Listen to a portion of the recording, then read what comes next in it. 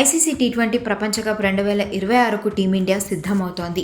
Young టీంతో ప్రపంచ cup ఆడనుంది Bharat.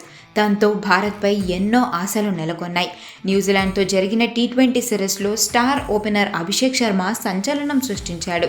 ఎన్నో రికార్డులను తన ఖాతాలో వేసుకున్నాడు. ఇప్పుడు ఈ యంగ్ ప్లేయర్పై మాజీ దిగ్గజ క్రికెటర్ ప్రశంసలు కురిపిస్తున్నారు.